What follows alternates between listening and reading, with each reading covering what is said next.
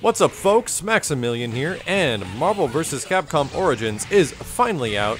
Been waiting for this game for quite a bit, as I've been working on it for quite a bit with that official guide and Retro Assist Me. So, the biggest issue is that I was playing a lot of the game by itself and breaking it down, but not playing against people, and you remember that Marvel vs. Capcom is actually a lot of fun, but it can be a little bit difficult against people, and I didn't have the chance to go online until its release date today, so that's what we're going to cover really quickly in this quick video.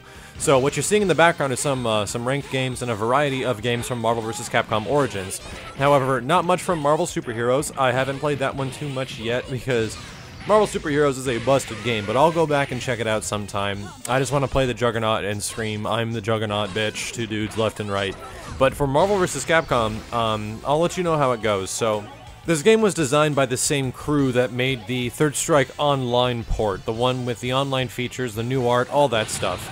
Marvel vs. Capcom Origins is extremely similar to Third Strike Online. It uses a similar netcode infrastructure and it has a similar matchmaking process, but they have given you a little bit more options in the matchmaking this time. Now you can actually set it if you want to search locally. You can set it to search by a certain ping amount, like you can go from like 10 ping to like 150 if you wanted, and you can actually search things by region. So if you want to search locally, search nearby, or search any, you can actually do that now. So that's really good that they implemented those features to make matchmaking a bit easier.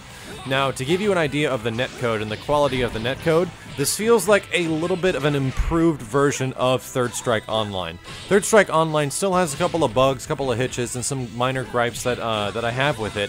However, this game kind of seems to have resolved that. Now, let me give you an example of this, and it's the fact that I'm playing with the GGPO delay setting of 2, so I'm actually taking a little bit of a hitch as far as my gameplay goes, and I haven't switched it up because of that. So if you go down to like a 1 or a 0, I think, you have a better chance of connections being more jittery, and I haven't actually run into very much jitter. You actually see the ping and the proper, like, actual connection of each match. It's not like a little arbitrary color or like an icon that lets you know how good the match is. It says what the ping is before you get into a game, so it's really good, and I'm glad they did that.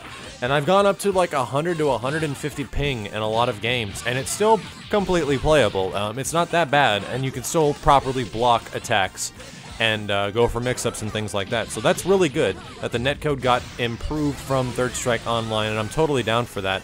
However, the matchmaking process is still a little bit buggy at the moment.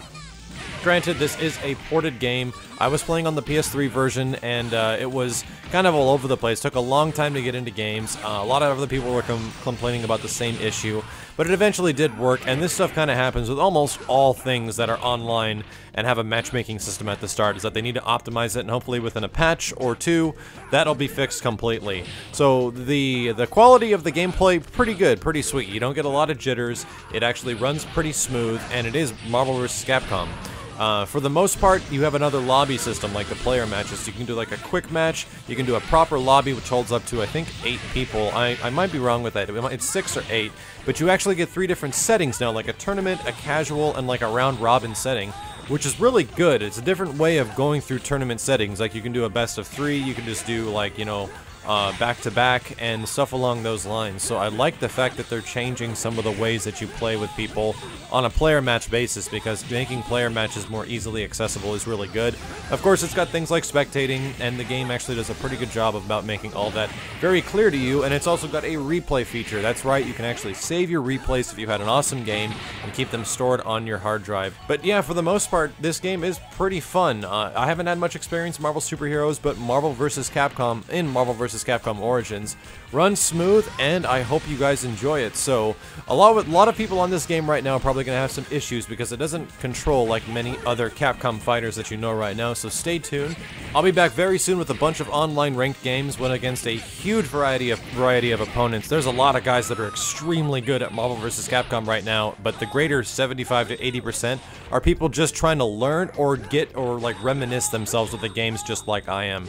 And it takes a while. It's a much different fighting game, but it is a ton of fun. So stick around, that video will be up very soon, and as always, my name is Maximilian, and I'll see you next time.